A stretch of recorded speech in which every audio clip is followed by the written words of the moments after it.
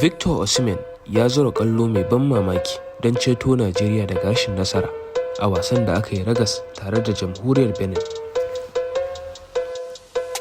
An yi wa ɗan wasan baya na Arsenal wato Ben White ƙaramin aikin tiyata a gwiwarsa don warwarewa daga wata matsala da ta addabi gwiwar tasa na tsawon lokaci. Wannan aikin tiyata mai sauƙi na nufin zai samu dawowa fili cikin cikakkiyar lafiya.